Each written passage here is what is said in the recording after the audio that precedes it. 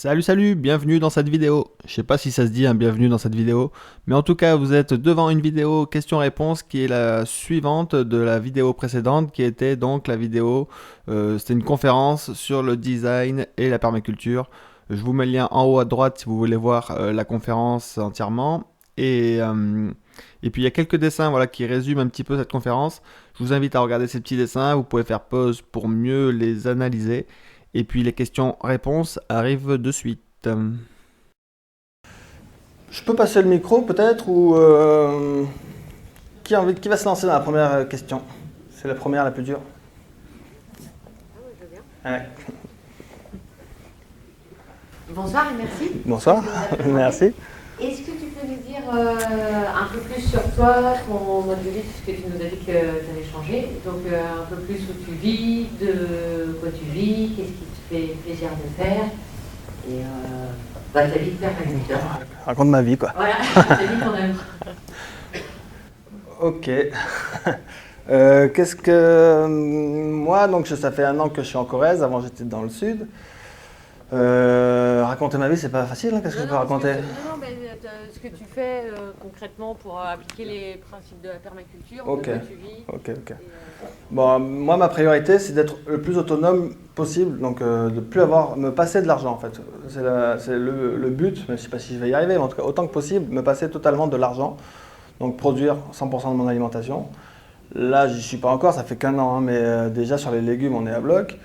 Je veux que mon lieu soit totalement autonome, c'est-à-dire que j'ai des animaux, je veux que ces animaux, leur alimentation soit produite sur le lieu, je veux produire mon énergie, et je veux produire plus que mon énergie pour pouvoir, pourquoi pas, enfiler un peu aux voisins, quoi. Voilà, je veux créer un lieu qui soit, non seulement qui n'ait pas besoin de choses qui viennent de l'extérieur, que ce ne soit pas une obligation, mais je veux aussi que ce lieu devienne quelque chose qui distribue à l'extérieur. Et je me dis que si tout le monde fait ça, si tout le monde fait des lieux qui arrêtent de consommer des trucs polluants et qui distribuent des trucs nettoyants, ça peut être une solution pour améliorer notre situation. Et à côté de ça, j'essaie de diffuser ce que je fais, c'est-à-dire que je montre en vidéo notamment, mais on fait aussi des stages, on fait aussi des chantiers participatifs, on fait aussi des conférences, on essaie de diffuser le peu d'infos, le peu de réussite qu'on a, on essaie de les diffuser pour encourager des gens à le faire. Et donc voilà, on essaye d'être, enfin moi en tout cas j'essaye d'être dans le plus positif possible, parce que des choses négatives on en voit toute la journée, quoi. Si on s'intéresse un petit peu à la planète, on peut pleurer, se tirer une balle dans la tête, ou on peut se dire, allez, ben, y a du boulot, quoi. Donc moi, mon hobby, c'est de faire en sorte d'essayer d'améliorer les choses, et de diffuser l'information pour qu'on soit nombreux à essayer de le faire, et je m'éclate comme ça. Je sais pas si je réponds à la question, ouais. Ouais, cool. Quelqu'un me tentait une question assez loin. La première, c'est au niveau des énergies. Il y a plusieurs ressources qui existent aujourd'hui, au niveau solaire et éolien. Laquelle aujourd'hui tu utilises le plus, même en parlant de l'avenir, en sachant que les panneaux solaires, avec les batteries, les panneaux solaires, on ne sait pas comment faire par la suite. Sur quelle ressource tu te baserais toi le plus aujourd'hui avec l'éolien? Parce que l'éolien, je ne sais pas si c'est suffisant pour comment alimenter une maison. Donc sur quoi tu te baserais toi aujourd'hui en fait? Je te pique le micro, après je te le rends. Ben, je pense que c'est comme pour beaucoup de choses, c'est la diversité en fait. Moi je fais en sorte que, on dit aussi pas mettre tous ses œufs dans le même panier. Donc voilà, j'essaye de faire en sorte que mon énergie, là pour l'instant je suis raccordé au réseau, donc mon énergie, bon, quand même, je suis chez Enercop, pour ceux qui ne connaissent pas, c'est une asso qui fournit de l'énergie renouvelable. Et l'énergie qu'on consomme, elle est déjà un peu mieux, disons. Donc pour l'instant je suis là-dessus, parce que je viens juste d'arriver, j'ai pas eu le temps d'installer tous les autres trucs. Et l'idée c'est de faire un truc avec une diversité en fait. Avoir une petite éolienne pour quand il y a du vent. J'ai de l'eau qui coule, pourquoi pas une petite système genre hydrolienne. Il y a du soleil, des panneaux solaires. Et après, une phrase qui est connue, c'est la meilleure énergie, c'est celle qu'on ne consomme pas, quoi. Donc voilà, l'idée c'est de se passer un maximum de tout ça. Et pour le peu qu'on va devoir consommer, essayer d'avoir des petits trucs. Et bon, les panneaux solaires, effectivement, il y a du déchet, il y a tout un tas de trucs, ça s'améliore d'année en année. Et si on investit un peu dedans, peut-être ça va aller de mieux en mieux, quoi. C'est le solaire. Quand même, maintenant, pendant 20 ans, on n'a pas de baisse de rendement sur les panneaux, quoi. Donc voilà, pendant 20 ans, et après, on a une petite poubelle. Mais Mais ouais, il n'y a rien qui est parfait. Le mieux, c'est de moins consommer, quoi. Tu avais une deuxième question ou ouais. Ça concernait plus au niveau de la vie en fait, que ce soit en association ou en communauté ou en famille ou quoi que ce soit. Tu parlais tout à l'heure en fait de ton association, il n'y avait pas de président, il n'y avait pas de trésorier, etc. Quelles sont, d'après toi, les meilleures méthodes en fait à instaurer pour que ça se passe bien, que ce soit en association ou en communauté ou dans un village ou quoi que ce soit? Les points forts en fait à tenir. Alors là, ouais, j'aurais du mal à répondre à cette question. Je pense que c'est tellement au cas par cas que j'ai l'impression qu'une recette comme ça toute faite, ça ne marcherait pas dans plein de cas. Ouais, j'ai envie de dire la communication. Qui est la base en fait d'une vie en communauté. Ouais. Je dirais la communication. Il y a un outil qui est vraiment sympa, c'était peut-être écrit, mais je n'en ai pas parlé, c'est la communication non violente. Parfois, dans nos façons de parler, on peut être violent sans faire exprès, parce qu'on n'a pas conscience de ça, quoi. Donc déjà, des outils de communication bienveillante, où on n'accuse pas l'autre, on parle de soi, de ce que nous-mêmes, voilà. On ne dit pas tu fais chier, tous les jours, tu es en retard, quoi. Ça bloque le truc. On peut juste dire là, je suis un peu dérangé parce que on parle de soi, quoi. Donc déjà, la façon de communiquer, ça peut être hyper intéressant. Et il y a tout un tas d'outils de collaboration qui existent et qui permettent en fait d'exprimer le potentiel de chacun. Parce que même la personne qui parle le moins et qui est la plus réservée, eh bien, elle en pense peut-être pas moins et ça se trouve, elle a tout un tas d'idées géniales. Donc il y a des outils qui permettent à cette personne-là de s'exprimer et de prendre autant de place que la personne qui a une grande gueule et qui parle beaucoup, quoi. Voilà, donc des façons de communiquer et tout un tas d'outils de collaboration. Voilà, après c'est vraiment au cas par cas, il faut voir quel outil va correspondre à tel projet, quoi. Mais ouais, la communication et la confiance aussi un petit peu. J'ai l'impression qu'on manque de confiance les uns envers les autres et avoir un peu confiance en l'humain, je pense que ça permet à l'humain d'être meilleur. Mais c'est une théorie improvisée, quoi. Merci beaucoup d'abord pour tes vidéos que je regarde avec beaucoup d'intérêt depuis un petit moment. C'est très inspirant. Et en regardant, bien sûr, j'apprends pas mal de choses pratiques, théoriques, philosophiques. Mais aussi, la question que je me pose depuis le début, quand tu es arrivé là à connaître autant de choses, à pouvoir faire vraiment autant plein de légumes, c'est difficile, je sais, et j'y arrive pas. Et peut-être un petit peu sur ton parcours, deux mots, si tu veux. Ouais. Moi, déjà, j'ai plus ou moins arrêté l'école à 14 ans. Donc voilà, je ne me retrouvais pas du tout dans l'école. Donc j'ai fait ce qu'on appelle l'école buissonnière. Déjà, je me rappelle quand j'étais en CM2, je faisais semblant d'aller à l'école et j'allais dans la forêt. J'escaladais les collines et tout ça, quoi. Donc je me suis assez vite pas intégré dans le système scolaire tel qu'on le connaît actuellement. Je pense qu'il est toujours pareil. Et du coup, j'ai beaucoup observé la nature. Donc j'ai toujours été un passionné de nature, d'écologie, d'environnement. J'avais aussi un grand-père qui jardinait, donc j'ai très jeune jardiné. Et en fait, je me suis rendu compte qu'à l'école, on voulait, comme on dit souvent, répondre à des questions que je ne me posais pas encore. C'est-à-dire qu'on me parlait du théorème de Thalès, mais je ne me suis jamais posé une question sur à quoi ça sert, quoi. Alors qu'après, je me suis dit, j'ai fonctionné différemment, c'est-à-dire que quand il y avait un sujet qui m'intéressait, je prenais tous les bouquins que je trouvais sur ce sujet-là et je les potassais, quoi. Et donc, petit à petit, en travaillant ce qui nous plaît, c'est comme les animaux, enfin, ils jouent, on apprend en s'amusant, quoi. Donc voilà, j'ai appris en m'amusant, c'est-à-dire que j'aimais bien la nature, j'ai lu tous les bouquins que je trouvais sur la nature, et puis maintenant, donc au début, il fallait trouver des bouquins, mais maintenant, avec Internet, n'importe quel sujet qui intéresse n'importe qui, on peut avoir des tonnes de connaissances si on prend le temps de s'intéresser au sujet qui nous passionne. Je ne sais pas si c'est clair ce que je raconte, mais moi j'ai compris. Ouais, ça va? C'est répondu? Là j'ai vu qu'il y avait une main. Une question un petit peu plus technique peut-être. J'ai bien compris tout à l'heure, tu expliquais qu'on observe un terrain avant de s'y installer sur une période d'1 an, notamment avec les plantes qui s'y développent. Est-ce que tu penses qu'il faut creuser un peu plus le sujet, notamment avec une analyse de la Terre? Et dans ce cas-là, est-ce que tu as une méthode pour le faire? Ouais, là le sol, on n'a quasiment pas parlé, on va dire. Je ne suis pas fan du tout des analyses de sol, parce que dans les analyses de sol, en fait, ce qui se passe, c'est qu'on prend notre terre et on va enlever toute la vie de cette terre. Et une fois qu'on a enlevé toute la vie, on va analyser ça. Et en réalité, pour moi, le sol, ce qui fait qu'il est productif, c'est justement toute la vie qu'on a enlevée dans l'analyse.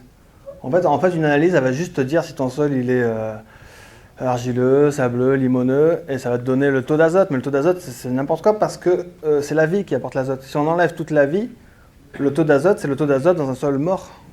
Du coup, ça marche pour une agriculture qui fonctionne avec du sol mort. Moi, mon sol, si tu l'analyses en lui enlevant sa vie, il sera peut-être pourri, quoi. Mais en réalité, mon sol, ce qui fait sa fertilité, c'est toute la vie qui est dedans. Donc, je suis pas. Peut-être qu'on a compris que je suis pas fan des analyses de sol, parce qu'en fait, on enlève pour moi le plus important du sol. Pour moi, le sol, c'est la vie qui est dedans, c'est les racines des plantes. On enlève, quand on fait une analyse de sol, on enlève toutes les racines des plantes. On enlève les champignons, on enlève les bactéries. Enfin, les bactéries, on n'arrive pas à les enlever, c'est justement ça qu'on peut analyser, mais on enlève tout ce qui est vivant. Et alors qu'un sol, pour moi, c'est vraiment tout ce qui est vivant qui fait le sol. Donc, je ne me rappelle plus trop la question, mais en tout cas, les analyses, je ne suis pas fan. Et je pense que juste ma façon de faire, c'est d'avoir confiance au sol, même si je ne le connais pas, ce sol. Et juste faire en sorte que la vie, elle revienne sur ce sol, fait que ce sol, quel qu'il soit, va devenir fertile. Et ça marche partout, les arbres poussent, quoi. Il n'y a personne qui met des engrais, personne ne vient arroser les forêts, et partout ça pousse, à moins d'être vraiment au bord de la mer ou en haut d'un caillou tout sec. Je ne sais pas si j'ai répondu vraiment à la question ou... Mais tu ne tiens pas compte forcément de la structure du sol. Je la regarde, parce que moi je fais des maisons en terre-paille, donc l'argile ça m'intéresse un peu. Je la regarde un petit peu. En fait, en regardant les plantes, je peux savoir si le sol est acide ou calcaire ou quoi. Et en fait, on s'était amusé à une époque à faire des analyses grâce aux plantes bioindicatrices, comparées avec des analyses de laboratoire. On était tombé plus ou moins sur les mêmes trucs. Et, voilà. Donc, je pense que les plantes bioindicatrices, il y a aussi des techniques pour savoir si le sol est argileux, limoneux ou sableux qui sont très très simples. On met ça dans une bouteille d'eau, là, un peu de terre du fond, on secoue et ça va se déposer par strates. Et grosso modo, on aura un pourcentage du taux d'argile et du taux de sable de notre sol, quoi. Donc moi, en gros, mais c'est valable pour tout, je suis plutôt adepte des solutions locales, à petite échelle, reproductibles et faisables soi-même. Un truc où on me dit il faut donner 150 € à un laboratoire pour qu'il me donne la réponse, ben généralement ça ne m'intéresse pas vraiment. Mais après, on peut aussi... Enfin, tout est possible, moi c'est pour mes sensibilités personnelles, quoi. Du coup, je voulais faire un peu l'avocat du diable. Tu disais, face au changement, être créatif. Et par rapport à ton expérience, je vais poser un peu la question, qui fâche ou qui fâche pas, mais les changements étant assez brutaux, est-ce que tu penses que notre capacité d'adaptation va être assez rapide et importante par rapport à ces changements? Voilà. Ben, j'en sais rien. Je l'espère. J'ose l'espérer et je fais en sorte que... Je fais de mon mieux pour que ça soit le cas, mais j'en sais rien du tout, hein. Je sais pas du tout, effectivement, on peut être... En tout cas, il faut essayer. Si on fait rien du tout pour essayer, c'est sûr que ça marche, on n'y arrivera pas. Voilà. C'est ça. Donc, moi, ma façon de faire, c'est que j'essaye, j'y crois, et puis on verra bien. Si ça marche pas, j'aurais quand même fait mon job. Un petit colibri. Exactement, un petit colibri. J'avais une question par rapport aux arbres que tu installes. Tu as l'air de fonctionner beaucoup avec le principe du jardin en forêt. Moi, c'est quelque chose aussi vers lequel je souhaiterais aller. Et je voulais savoir si dans tes réflexions, tu prenais en compte, on a parlé de la nature du sol. Est-ce que pour toi, la nature du porte-greffe, s'il est nanifiant, s'il est plutôt adapté au sol calcaire, acide, etc., c'est quelque chose d'important, ou si le fait de créer vraiment un environnement favorable, c'est-à-dire le sol tout le temps couvert, un apport d'eau qui soit correct, l'ensoleillement correct, c'est des choses qui suffisent? Ou est-ce qu'il faut vraiment aller très loin dans la maîtrise du porte-greffe, du greffage, de la variété, d'où vient la plante à la base?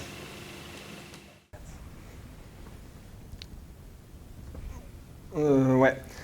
En fait, peut-être ce que j'entends dans ta question, c'est que toi, tu n'as peut-être pas envie de te passionner tant que ça sur les choix des porte-greffes.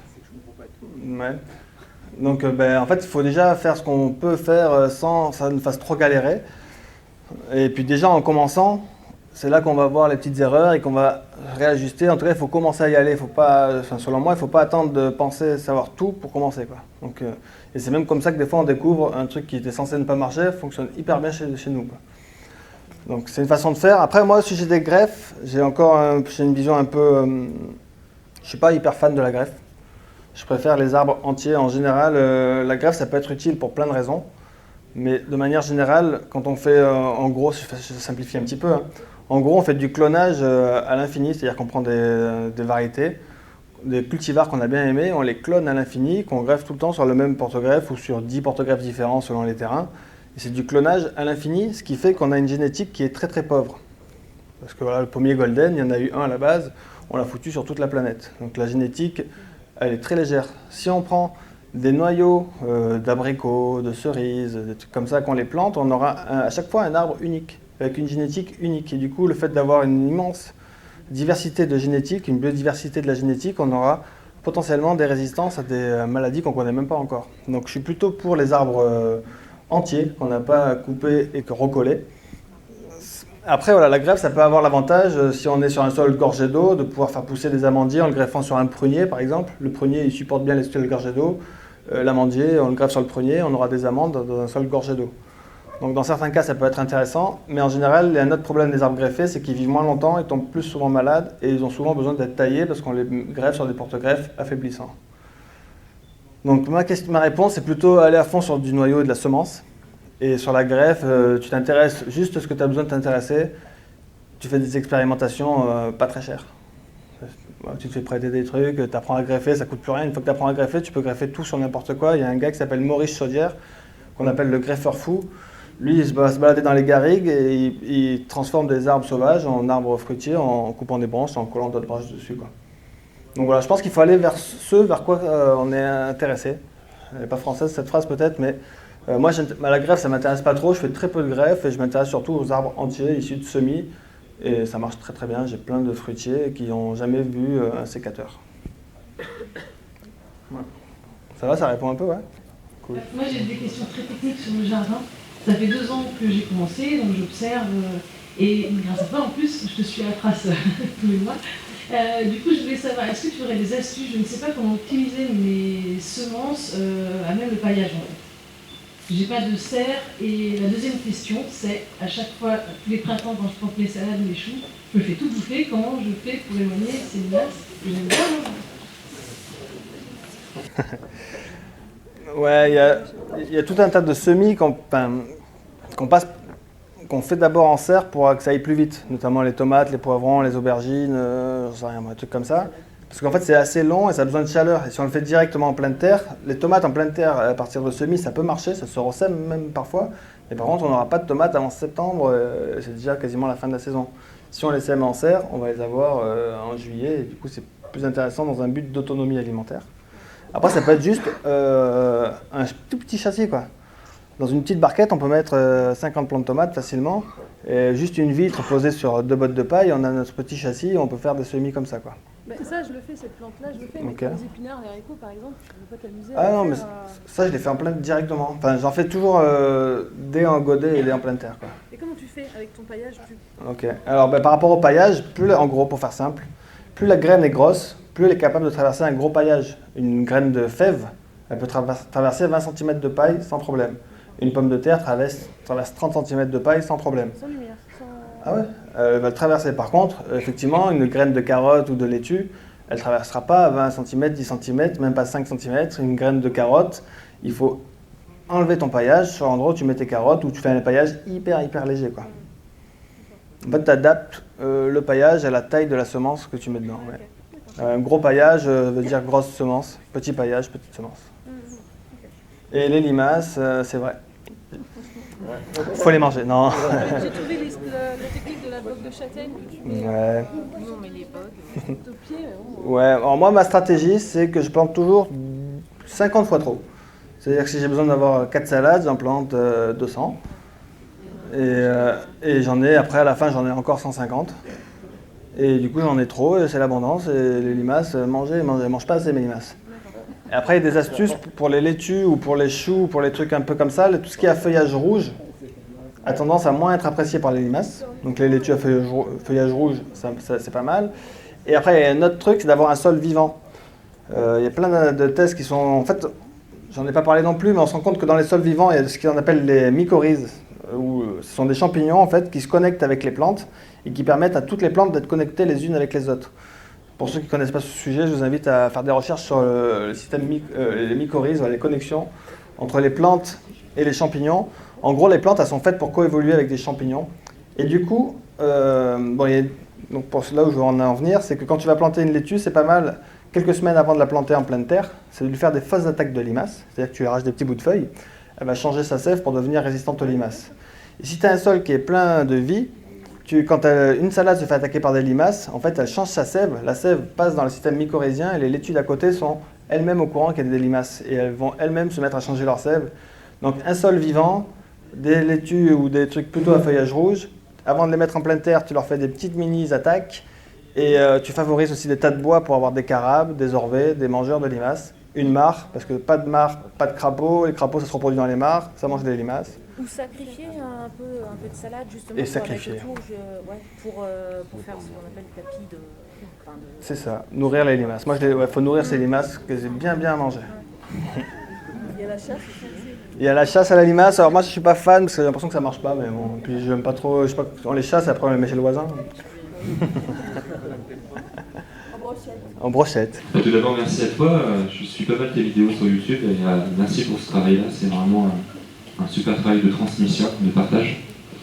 Ton avis m'intéresse. En fait, moi je suis dans l'aménagement du territoire et je commence à me poser la question de est-ce qu'on pourrait adapter la méthode du design à la conception de projets de territoire à l'échelle de communes, alors peut-être communes rurales pour commencer. Et j'aurais aimé avoir ton avis avec ton expérience de design, sans doute que tu en as fait pas mal. Est-ce que tu as réfléchi des fois à la possibilité d'en réaliser à des échelles beaucoup plus importantes? Ouais, je pense qu'il faut en fait, quand on crée des projets, quelle que soit l'échelle, ça serait important de faire du design. Et après, bon, le problème d'échelle, c'est quand c'est trop grand, on a du mal à être tous connectés bien comme il faut les uns avec les autres. Il y a un truc qui dit que si on ne connaît pas les prénoms de tout le monde, c'est que déjà on est trop nombreux, quoi. Et du coup, il vaut mieux faire fonctionner par petits cercles. Mais tous ces cercles peuvent être connectés aussi les uns avec les autres. Mais je pense que concevoir un territoire... Aïe, aïe, aïe, aïe, aïe. Pas possible. Donc moi je pense que c'est non seulement possible, mais je pense qu'il faut faire ça pour avoir des territoires efficaces, quoi. Je pense que si on ne fait pas ça, on va se retrouver avec j'en sais rien, moi, deux agriculteurs qui font les mêmes produits, et du coup ils vont rentrer en concurrence. Alors que si on design le truc, ils peuvent plutôt travailler en synergie. Et là c'est vrai qu'on est dans un monde où on voit souvent les choses de façon... on se met en concurrence, quoi. Souvent deux boulangers sont en concurrence, deux coiffeurs en concurrence, etc. Si tout était discuté et designé, il pourrait y avoir beaucoup plus de synergie. Ce serait plus efficace, mais même pour l'aménagement, enfin, il y a 1000 trucs à revoir, quoi. Mais ouais, il faudrait faire ça. Et j'ai répondu à la question. Rob Hopkins, quand même, tu peux dire les villes en transition. Rob Hopkins, je ne sais pas trop comment on le prononce, mais tu connais, les villes en transition, c'est quand même pour moi la permaculture appliquée à plus grande échelle. Et là, il y a plein de solutions, je ne sais pas si on peut le dire comme ça, mais voilà, comment la permaculture peut être appliquée à plus grande échelle. Et Jaune est dans la place. C'est un des bouquins? Non, ville en transition? Non, sinon il se trouve facilement. Et pour nous, quel plaisir que les communautés, les trucs de communauté de communes et tout, se mettent à tout ça. Quel plaisir, quoi. Si tu peux introduire ça dans ton truc. Quoi? Ah, ok. Bon, c'est quelqu'un, monsieur le maire. Moi, j'ai une question par rapport à l'eau. Je ne sais pas si dans votre maison de Fairfax vous étiez relié au réseau d'eau, mais cette obligation de se relier au réseau d'eau, c'est qu'on dépense de l'argent pour traiter de l'eau qu'on peut avoir dans le puits. Moi, c'est un vrai questionnement de cette question d'avoir une qualité d'eau qu'on puisse consommer facilement. On parle beaucoup de récupérer l'eau de pluie, de faire des bassins de récupération, etc. Et en même temps, on prend des douches avec de l'eau potable qu'on pourrait boire. Enfin bon, voilà. Vous avez travaillé cette question de l'eau, de la récupération d'eau et de la consommation d'eau, etc.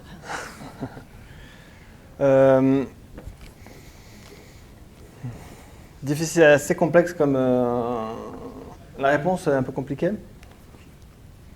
Disons que Moi, je pense qu'on peut effectivement être totalement autonome sans être raccordé au réseau. Et je ne suis pas un très grand connaisseur des lois. Donc je ne sais pas qu'est-ce que la loi. Je ne connais pas toutes les lois. Je sais que nul n'est censé ignorer les lois. Moi, j'en ignore plein des lois. Et on est tous dans ce cas-là. Et du coup, parfois, en ignorant des lois, je ne fais pas tout comme il faut. Mais il y a plein de gens que je connais qui ne sont pas du tout raccordés, qui fonctionnent à l'eau de pluie, qui boivent l'eau de pluie filtrée. Il y a des très bons filtres qui fonctionnent. Il y a plein de gens en fait qui le font. Voilà. Ce qui est sûr, c'est qu'il y en a plein qui ne sont pas reliés. Je ne sais pas s'ils ont le droit ou s'ils n'ont pas le droit. Ça ne m'intéresse pas vraiment plus que ça. Je sais que ça se fait et qu'il y en a qui le font et que si on a envie de le faire, on peut le faire. Et je ne pense pas qu'on vienne te mettre en prison pour ne pas être raccordé à l'eau. Et je pense même que si tu payes plus tes factures, on te désraccorde. Tu payes plus tes factures et c'est fini quoi. Ouais, peut-être que maintenant, même l'électricité, peut-être qu'on ne peut plus couper. Donc en fait, je ne suis pas un grand connaisseur de tout ce qui est la loi. Ça ne m'a pas passionné en fait. Comme je ne suis pas allé à l'école, je ne sais pas étudier mes livres de droit. Je sais qu'on peut être obligé si on est raccordé au total égout, parce que le total égout, c'est la façon de nettoyer l'eau et qu'on paye en étant raccordé à l'eau, mais je ne connais pas toutes les lois, j'avoue. Et puis il y a un truc aussi que je trouve regrettable, c'est que maintenant, l'eau, c'est souvent Veolia qui s'en occupe, c'est pas forcément que des gentils. Et sinon, il y a quand même encore des communes qui gèrent l'eau, je ne sais pas si c'est le cas ici ou pas, mais sinon on doit donner des sous à Veolia qui ne font pas forcément des trucs hyper écolo, hyper sains pour la planète, hyper sains pour les humains. Donc voilà, leur donner des sous, moi ça me fait toujours un peu de mal de donner des sous à Veolia. Donc après, chacun fait comme il peut, comme il veut, et selon sa conscience. C'est vachement plus près là. Vous avez dit qu'il y avait des inconvénients à la culture en but. Ouais. Quels sont Les inconvénients de la culture sur but. En fait, c'est quasiment... c'est compliqué ce que j'allais dire, on va faire simple. J'allais dire qu'en gros, les inconvénients, c'est pareil que les avantages, mais à l'envers. C'est-à-dire qu'une butte, c'est bien, parce que ça draine bien l'eau et qu'il y a plus de contact avec l'air. Mais du coup, quand il fait chaud et sec, ça draine bien l'eau et il y a moins d'eau, quoi. Donc en gros, dans des endroits très très secs, une butte, elle sera beaucoup plus drainée qu'une zone à plat. Donc ça peut être un inconvénient. Voilà, un inconvénient majeur, je dirais que c'est ça. Après, il y a beaucoup de boulot pour la mise en place. C'est pas toujours... en fait, le problème aussi de la butte, c'est qu'il y a 500 façons de faire une butte. Donc on peut juste prendre la terre, la mettre comme ça. On peut y mettre du bois, on peut y mettre de la carbone-azote. Donc chaque technique de culture sur butte a ses avantages qui lui sont propres et ses inconvénients qui lui sont propres. Parfois, elles ne sont pas durables, parce que ça va se composter. Parfois, elles ne sont pas productives parce qu'elles sont exposées en plein soleil. Il y a aussi le fait qu'elles soient hors sol, fait que le soleil tape dessus plus longtemps, quoi. En fait, en gros, si on veut vraiment simplifier, c'est que c'est beaucoup à paillage égal, à couverture égale, une butte va s'assécher beaucoup plus vite qu'une zone à plat. Peut-être que c'est l'inconvénient majeur, mais voilà, je dirais que c'est l'inconvénient majeur, c'est que c'est beaucoup plus sec. Donc en été, ça peut être un problème de cultiver sur butte, et en hiver, ça peut être vraiment hyper important. Après, si on est dans une région pluvieuse ou une région sèche, ça va changer aussi, quoi. C'est peut-être un mode de culture qui est plutôt optimisé sur les petites surfaces en fait. Exactement, c'est un des avantages. Ouais. Sur du grand terrain, il n'y a pas grand intérêt à l'assèchement. Après, c'est ma vision. Ouais, à moins d'être en montagne, d'avoir un sol gorgé d'eau, là on peut drainer. Mais effectivement, ça optimise, ça augmente la surface cultivable. Parce qu'une zone à plat, ça fait tant de mètres carrés. Et si on la fait comme ça, cette même zone, elle fait beaucoup plus. Donc effectivement, ça permet de cultiver plus aussi. Mais si on a la place, voilà. Ça va, ça répond un peu. Ok. Ouais, question pas loin, c'est bien ça. Petite question sur les poules. Tu as dit tout à l'heure que tu laissais rentrer tes poules dans ton potager. Ouais, en fait. Donc, comme je lutte après mes poules qui rentrent dans mon potager, je me demanderais à quel moment tu laissais tes poules rentrer dans ton potager. Ok. Non, c'était au moment des connexions entre les différents éléments, je pense. En fait, il y a des connexions, mais la poule, elle ne rentre pas dans le potager. C'est-à-dire que les résidus, les fruits abîmés de mon potager vont facilement aux poules, ils ont juste à faire un petit grillage. Le nettoyage du pondoir dortoir, il va au potager, donc c'est collé. c'est même collé à la serre. Mes poules sont collées à la serre, ce qui fait que la serre qui chauffe un peu les poules. Les poules qui vont pondre, dormir, couver, vont chauffer un petit peu la serre. Donc ces deux trucs-là vont bien ensemble, mais les poules sont interdites de paillage. Parce qu'elles vont foutre le paillage en vrac, quoi. Ouais. Mais par contre, ce que je vais faire, c'est comme c'est collé à la serre, je vais permettre aux poules de rentrer dans la serre pendant quelques semaines en hiver. Parce que souvent dans les serres, il y a des problèmes d'accumulation de bestioles qui peuvent poser des problèmes. Mon poulailler qui est collé à la serre, pendant quelques semaines dans l'année, je vais leur laisser le droit d'aller tout me foutre le bazar. Ouais. Mais ce sera très ponctuel. C'est bien, je vous aurais tous vu de près comme ça.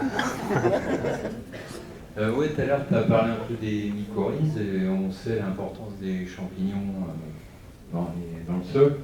Et je me rappelle une vidéo où tu avais parlé que tu voulais essayer de connecter un peu tout ton jardin.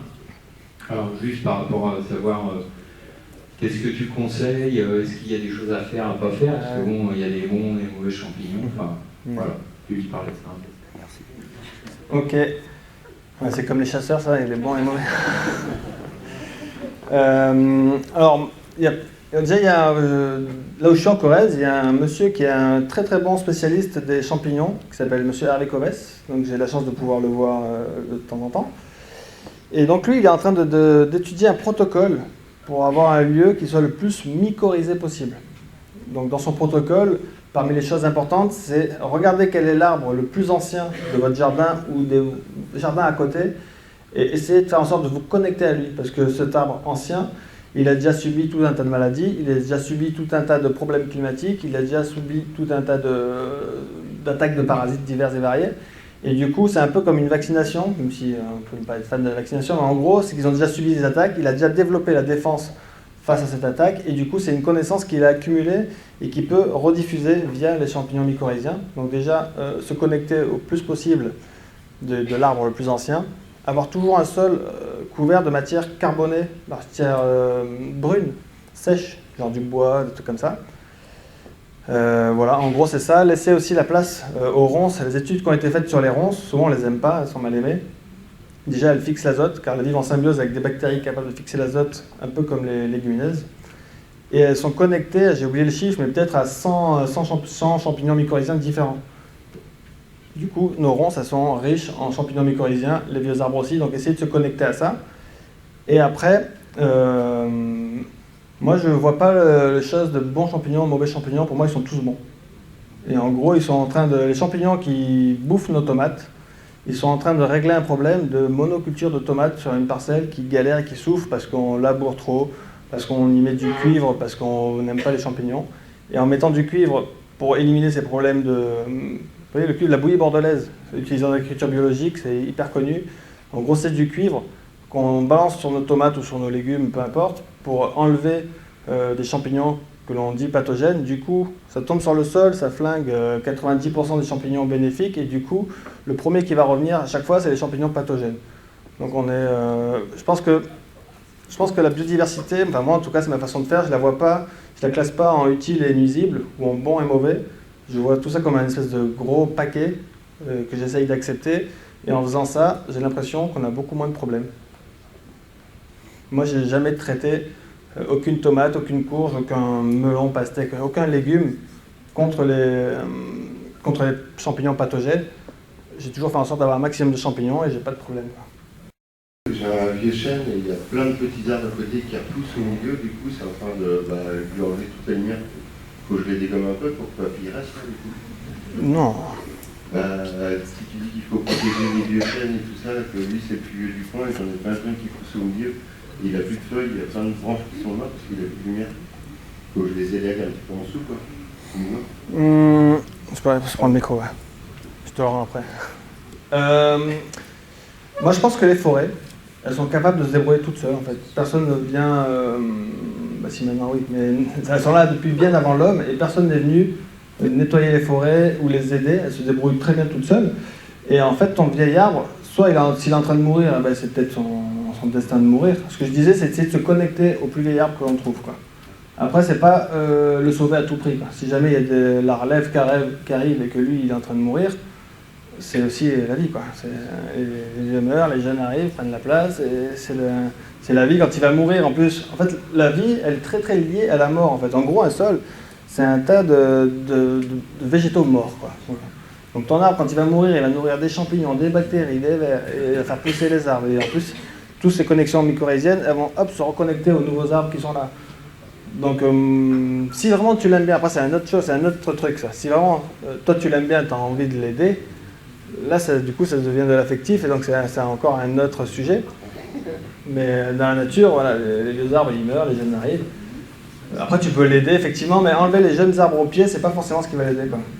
Parce que parfois on se rend compte aussi que lui il peut filer de la sève aux jeunes arbres pour les aider, mais inversement les jeunes arbres en pleine forme, via les connexions mycorhiziennes, aident aussi les vieux arbres. Et c'est un monde hyper complexe, il faut quand même rester hyper humble quand on croit savoir.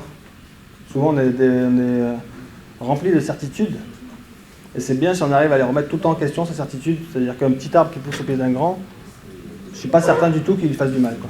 Moi après... Tu avais une autre question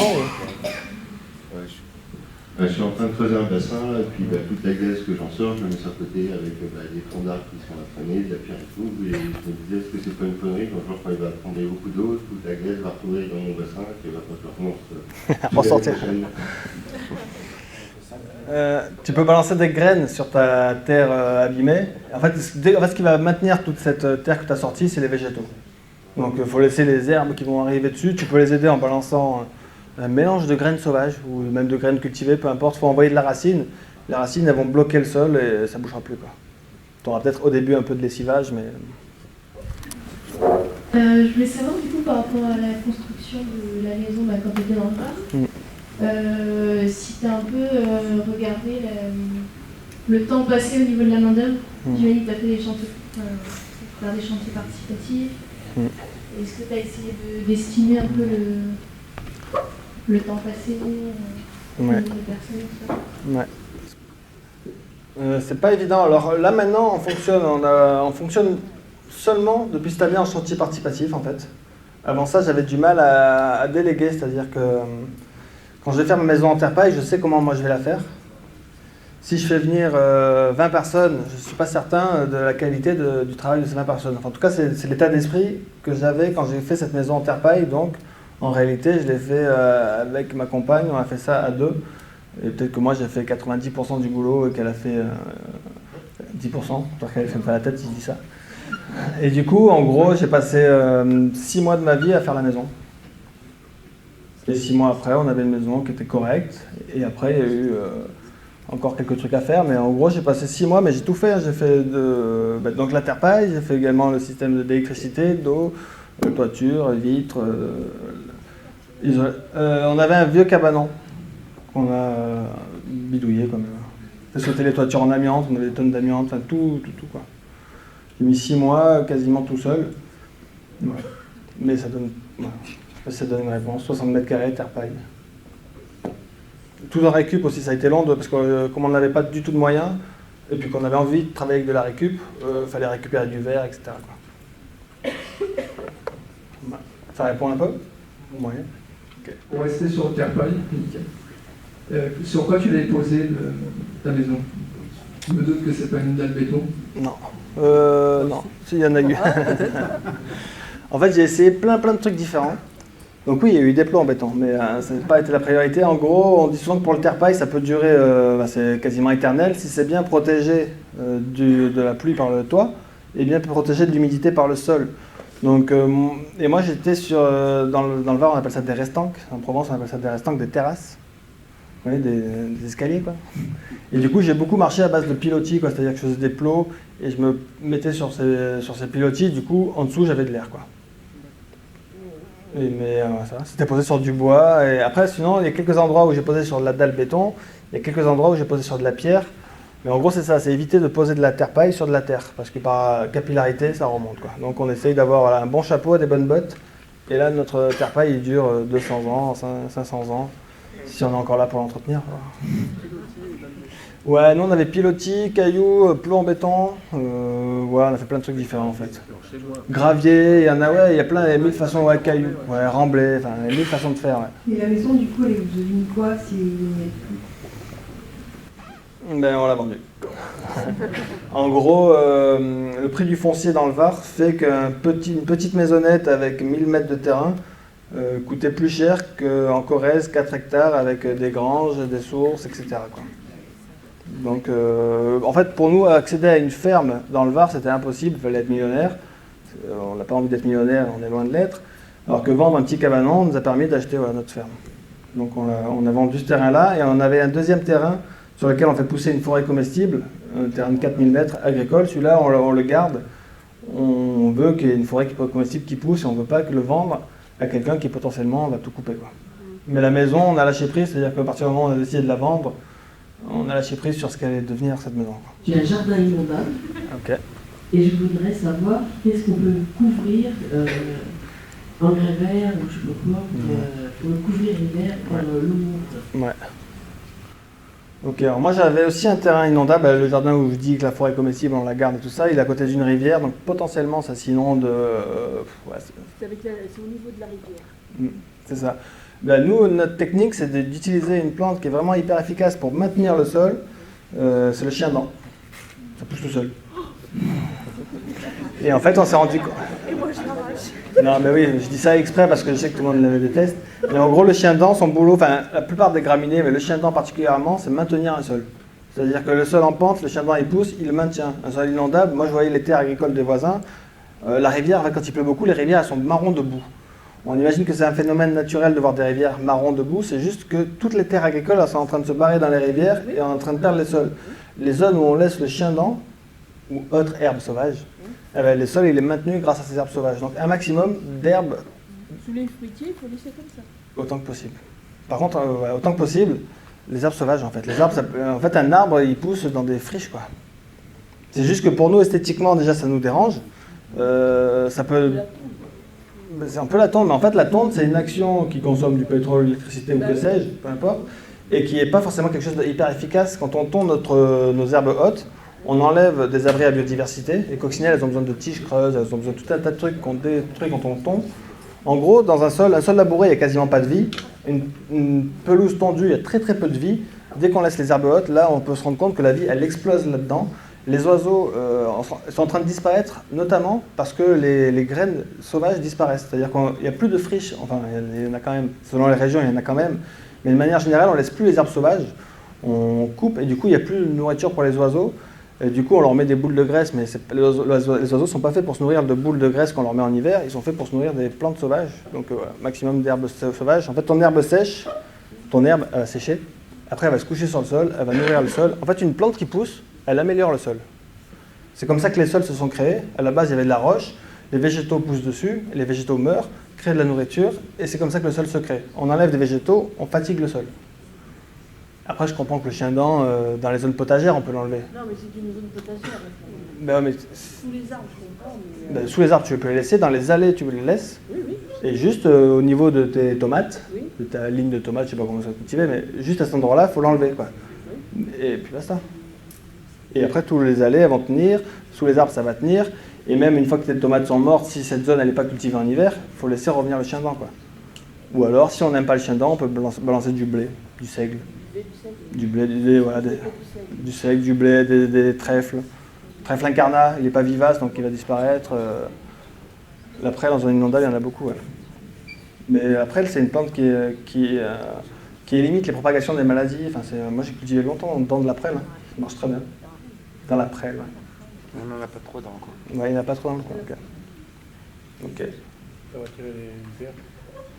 Les vipères, c'est super, ouais.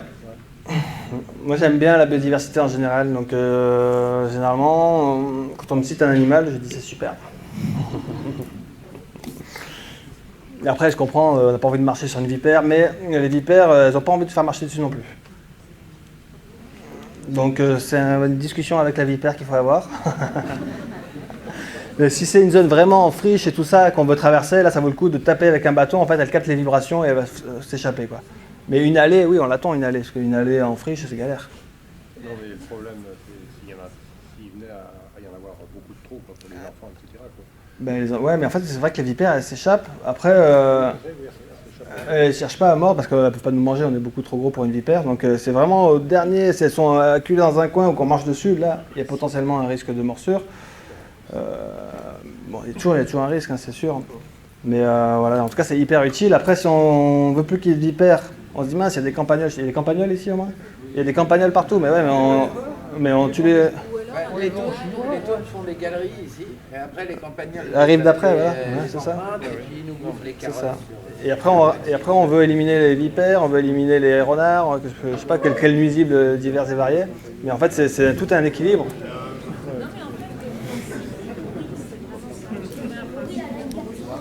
Oui, le bruit, en fait, si on tape par terre avec un bâton, les vipères, elles s'échappent. Hein. Comme par exemple certaines parties de terrain. Elles bouffent les vipères. On les vend aux Chinois. Les campagnols, il y a de quoi faire. Allez, je m'échappe de là-bas. Si je peux partager notre expérience pour les vipères, on en a eu aussi sur le terrain. On a fait un gîte, et juste devant le gîte, pas terrible. Et plus on est jardin refuge et bio. Donc on favorise la biodiversité, les vipères font partie. Il est interdit de les tuer. Tandis que malheureusement, la plupart des gens ne le savent pas et ils les tuent. En principe, ce que nous a été conseillé par les LPO, qu'on peut les attraper avec un crochet. Mais bon, c'est pas toujours pratique et efficace. On peut acheter une pince pour les vipères, tout simplement. On a acheté sur internet, on a trouvé facilement. Puis on les met dans un seau avec des parois suffisamment. Et on transporte dans un autre coin du terrain. Nous, c'est assez grand. Et donc, il n'y a pas partout les enfants qui courent. Donc, voilà, je les amène ailleurs.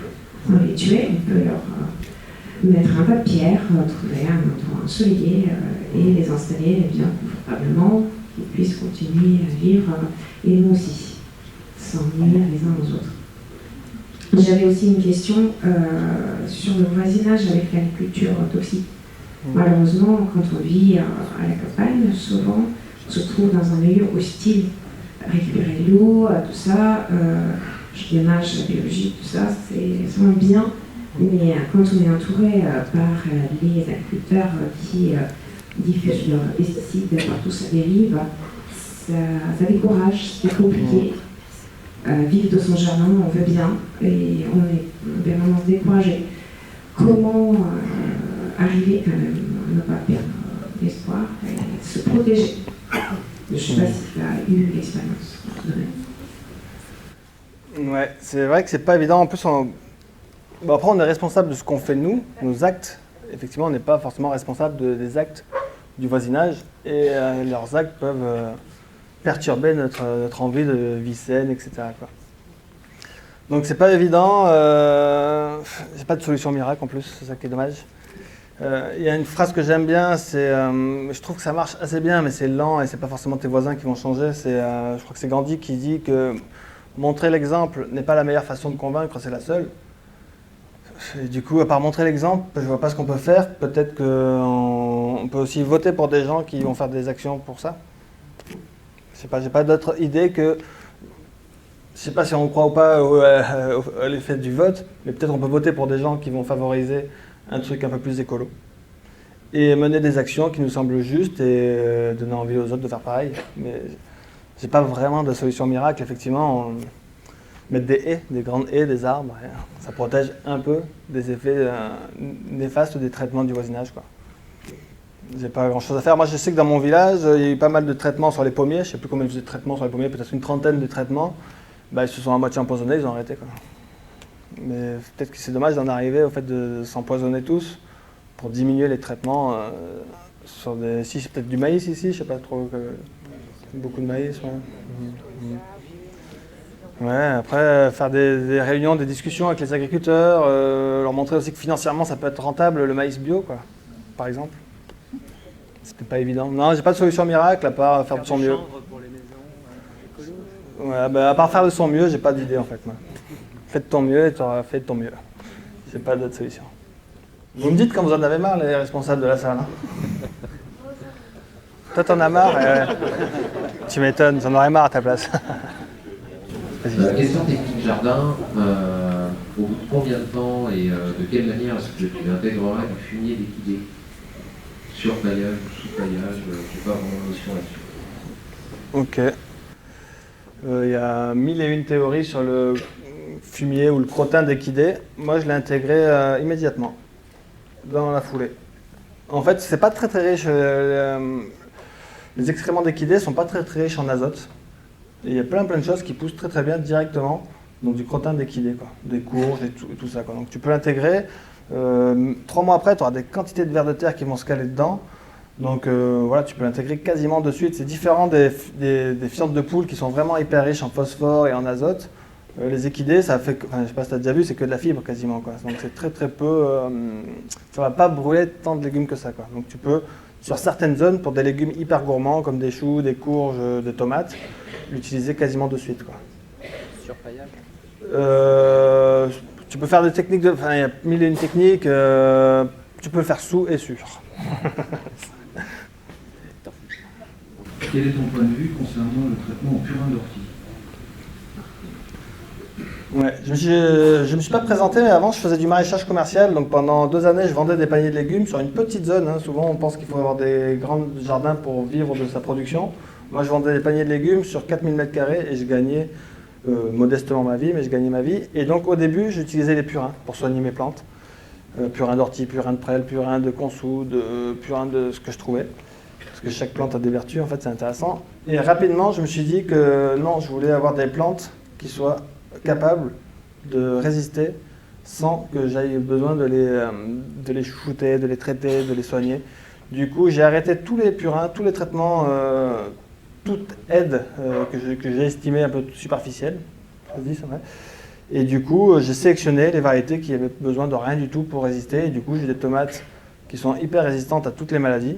Parce que quand je cultive plein de tomates, je garde les graines de celles qui sont résistantes. L'année suivante, j'ai toutes mes tomates qui sont résistantes. Donc voilà, j'ai préféré faire le choix de la sélection de plantes qui sont capables de se débrouiller sans purin. Je ne sais pas si c'était par rapport aux soins aux plantes que tu disais ça ou pour améliorer le sol, parce que l'effet du purin d'ortie peut aussi être un effet pour favoriser la vie du sol. J'essaye juste de couvrir mon sol et basta, quoi. Donc en fait, grosso modo, je fais plus de purin. Voilà. Sauf des fois pour des stages, quand on parle un peu de purin, on en fait pour voir, sentir, faire touiller, que tout le monde puisse expérimenter la création du purin. Ça peut servir aussi pour quand j'ai des plantes qui sont en godet pendant trop longtemps. Je ne sais pas si vous faites vos semis de tomates, au bout d'un moment, ça fait longtemps qu'elles sont dans un petit godet, elles commencent à avoir un peu faim, on va dire, elles jaunissent un petit peu. Là, à ce moment-là, un petit purin, ça peut les aider, mais c'est hyper occasionnel. Ouais. Bien. J'ai la chance d'avoir un étang chez moi, et j'ai des nénuphars. Et là, cette année, j'en ai encore plus. Et alors, je me dis, l'année prochaine, encore plus. Encore plus. Donc, est-ce qu'il y a quelque chose à faire, ou alors ne rien faire, ou est-ce que tu as déjà eu une expérience? J'allais dire ça. Ouais, c'est ce que, effectivement, les nénuphars, c'est bien de les donner. Si tu connais des gens qui cherchent des nénuphars, c'est un moyen de troc qui est déjà génial. Moi, c'est peut-être galère en ton étant d'aller les récupérer au fond, j'en sais rien. Peut-être, ok. Mais sinon, ouais, le partage.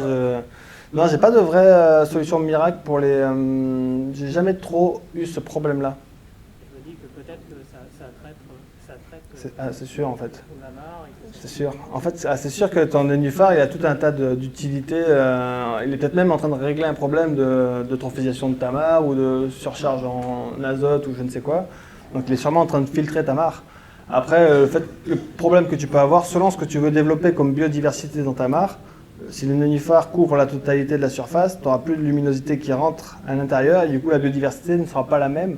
Je ne sais pas si tu fais de la pisciculture ou pas de pisciculture ou un truc comme ça. En tout cas, ça va changer la biodiversité de ta mare. Et souvent, il est plus utile d'avoir un maximum de biotopes différents. Donc avoir de la mare un peu ensoleillée, de la mare un peu ombragée. Et là, c'est là où on a un maximum de biodiversité. Donc si tout devient ombragé, peut-être ça vaut le coup d'en enlever une partie. Tu peux le mettre au paillage dans ton jardin, quoi. Tu pailles ton jardin avec des nénuphars. Ou tu en donnes à ceux qui en ont besoin. Je crois que ça vaut hyper cher le nénuphar, non? Il me semble que ça vaut cher. 20 € le petit nénuphar, tu peux se faire fortune. Ouais, sur le bon coin, ça doit se vendre, j'en sais rien. Ouais. Si tu arrives à les chercher au fond. Ouais. Je sais pas si j'ai répondu vraiment, mais je n'ai pas côtoyé vraiment ce problème-là. Tu parlais de jardin-forêt, la forêt pour alimenter en arbres fruitiers. Est-ce que tu as déjà cultivé dans une forêt qui existe déjà depuis très longtemps? Et de cultiver dans, parce que je trouve que la terre elle est très saine, avec les feuilles, avec l'humus qui se fait. Ouais. Mais est-ce que ça, avec la lumière, est-ce que ça peut faire quelque chose? Est-ce que ça peut... Ouais, alors moi quand j'ai acheté ma petite maison qu'on a vue tout à l'heure, elle était dans une... Bon, c'était pas une très vieille forêt, c'était une forêt d'une vingtaine d'années, une jeune forêt, et en plus dans le sud, comme il y avait très très peu d'eau, les arbres poussent lentement également. Donc j'ai déjà expérimenté sur une jeune forêt de 20 ans, et donc ce que j'ai fait, c'est que j'ai fait des entrées de lumière en fait. Certains arbres qui faisaient trop d'ombre, j'ai designé, j'ai réfléchi à ce que j'allais enlever, pour en enlever le moins possible et qu'il y ait un maximum d'effets positifs. Donc il y a des endroits où effectivement j'ai trogné, ça se dit ici la trogne, ouais, j'ai tétard, les tailles en tétard, ouais, c'est ça qu'on dit, ok. Selon les régions c'est pas pareil, donc ouais, j'ai taillé en tétard certains arbres, ça fait que je les ai pas tués, je les ai juste raccourcis pour faire pénétrer le soleil et du coup je profitais de la bonne terre dont tu parles, elle est noire, elle est géniale, et en même temps de la lumière. Et ça poussait plutôt très très bien, d'autant que quand je faisais ça, j'étais dans le sud-est de la France et on a plutôt des problèmes de trop de soleil, de chaleur. Et là, donc à mi-ombre, il y a plein de trucs qui sont vraiment éclatés, bien mieux que dans un plein champ. Après, voilà, selon les régions, il faut faire plus de lumière ou moins de lumière, il faut que l'air puisse circuler selon les régions, toujours pareil. Donc voilà, toute une gestion de luminosité, de circulation de l'air, mais ça se fait très très bien. Ouais. C'est même plus facile, je trouve plus facile de commencer à partir d'une forêt qu'à partir d'une prairie. Pour avoir expérimenté les deux.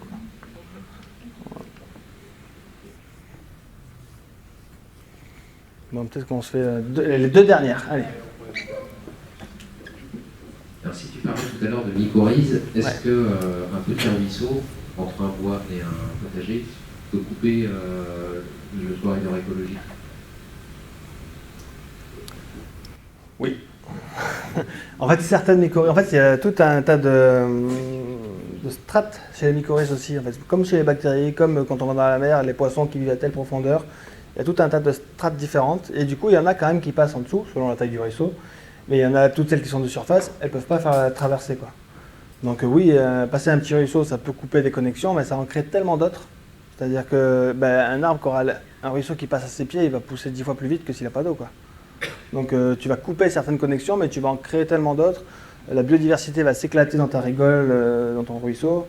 Donc tu vas avoir plus d'effets positifs que négatifs, mais en fait dans chaque action, il y a toujours du positif et du négatif.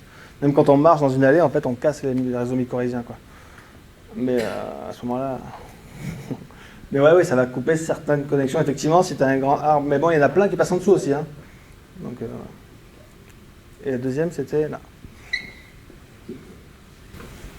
J'ai vu dans une de tes vidéos que tu avais essayé, je crois, d'arrêter la paille, parce que c'est un intrant, et puis tu utilisais par exemple la prairie, quoi.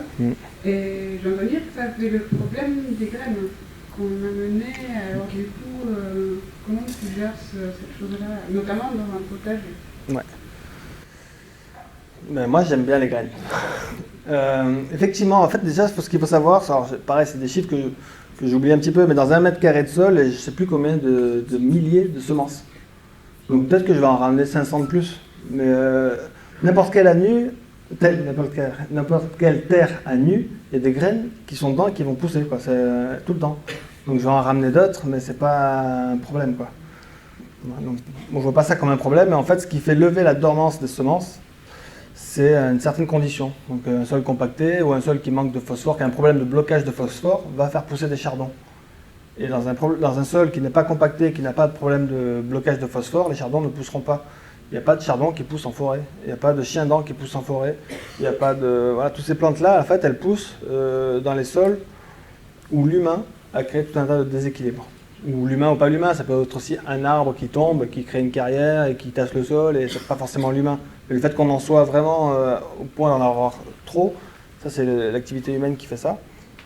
Et donc moi j'ai pas du tout peur de ramener des semences, au contraire pour moi les semences c'est une richesse. Ouais, il y a plein qui le font, ouais. Moi c'est ce que je fais, je le fais sans m'angoisser, Et du coup, quand on s'angoisse pas, la vie est plus belle, quoi. Bon, ben, je vous remercie beaucoup. Peut-être que tu veux faire une chanson de conclusion?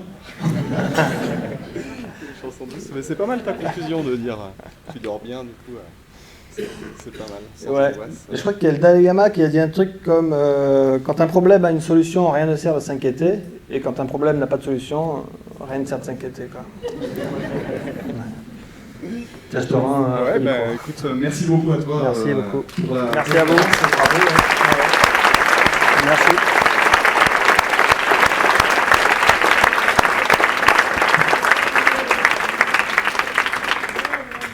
Merci beaucoup à vous aussi d'être venus aussi nombreux. Si vous voulez poursuivre les échanges, donc il y a le bar et puis il y a les deux stands, donc le stand du réseau Permaculture 85 et le stand de la petite utopie. Donc si vous voulez discuter, n'hésitez pas.